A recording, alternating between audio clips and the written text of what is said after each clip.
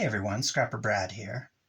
So with the weather not being very conducive to scrapping, I thought I'd take some time to catch up on scrapping some of the little things that have been building up. So I have here a bin of relay boxes, switches, and other things that are filled with brass and copper and even some silver. And I figure on days like today or the way the weather's been recently, it's kind of a perfect time to catch up on these little things that have been building up. Now, they're certainly not the most profitable, but I do find it relaxing to take these things apart. As you can see, I've already started with taking out some of the copper, some of the brass, and also some of the silver contacts. And I thought I'd scrap some of the different types of relay boxes and other switches that I come across. First thing I have here is a little relay box. I believe this was from a washing machine or something to that effect. You can see a lot of it's magnetic.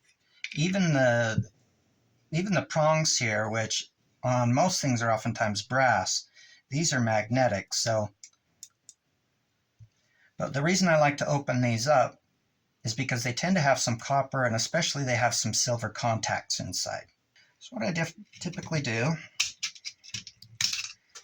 is I just pry this one off like that. This will just go into my tin shred. Now this piece here will just be counted as dirty aluminum. It's not magnetic, but I don't know, it's got this little metal piece here that's kind of hard to get off. Otherwise I could just smash this and make it clean aluminum. I don't know if you can see that there, but here's some of the little copper pieces here. But what I'm really after, as I mentioned earlier, are these silver contacts. So I'll grab my side cutters, cut that out.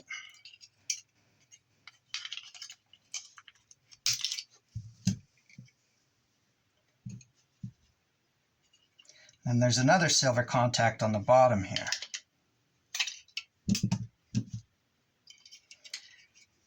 All I'll do with this one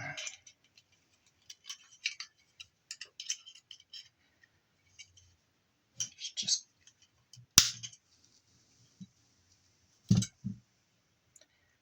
just cut this little contact off here. I don't know if you can see that very well, but the very top of it is silver. It's not much, but it does add up over time. In fact, I've looked on eBay recently, and I saw that bags of dirty silver contacts, kind of like this, are going for some pretty good amounts of money. I know some of the scrappers I watch like to refine the silver itself and create their own little ingots or nuggets. Scrappers like, say, Scrapping on the Fly, I know Scrapping Scorpion, or one of his channels. He has a few different channels.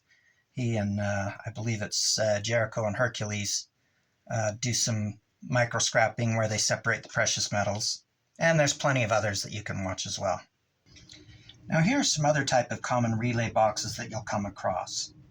Whether it's from scrapping, say, other appliances like microwaves or dishwashers, or if you scrap circuit boards.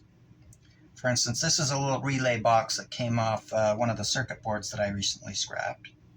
And you'll often find these in your appliances like your washers and dryers. This is a common item that you'll find in just about any appliance. And these are one of my favorites because even though they're small, they're really easy to take apart. In fact, I usually can just take it apart with I can usually just take it apart with my fingernails. And it's really easy to get to the silver contacts here. Now, things like this, what I typically do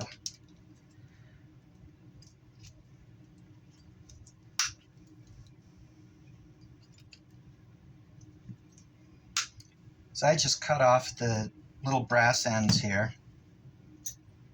And while there is some silver in here, unless I get a hammer and smash these, I find them a little too tedious to take apart.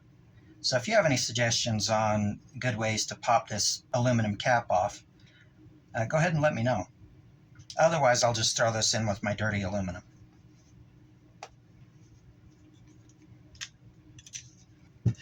Now,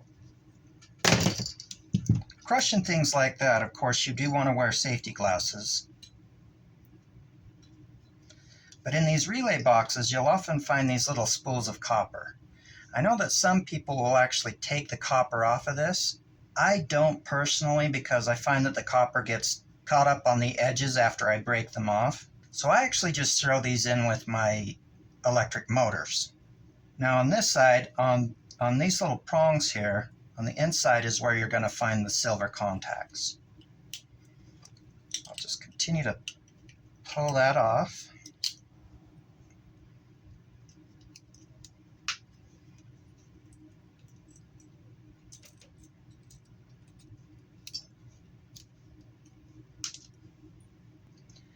After I've got them off, you can, I don't know if you can see that, but here's a silver contact, and then here's another one.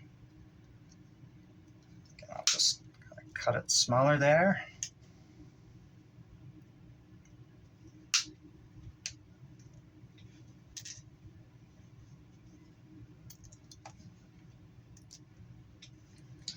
And the rest of this plastic, unfortunately, is just garbage. Now let's see if I can get this open here.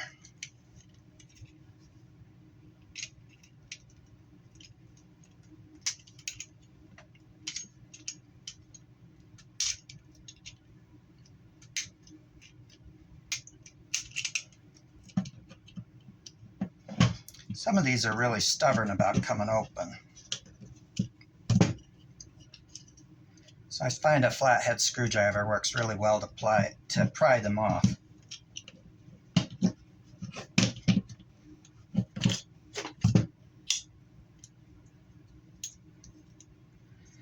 Now a lot of this is magnetic. These two parts are just going to be tin shred.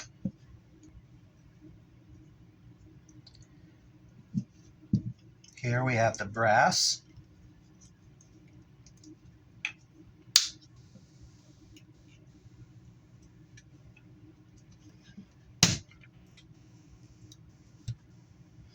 Then there is a tiny amount of copper here. So again, I'll just throw this in with my copper motors. I like these ones a lot because I can cut much closer and get more of the brass. Now after I go through and cut all these off, I will just throw this top part into a dirty brass bucket that I have.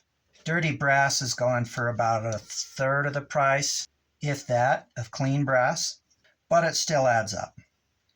And here, again, I don't know if you can see those silver contacts, but this is 3 layers of prongs, and each one of these prongs has a silver contact on them. I think pretty much all that I have left in this bucket is very similar to things that I've already showed you. So I'll go ahead and end the video there. If you made it this far in the video, as always, you're awesome. Thanks for watching. Have a great rest of your day.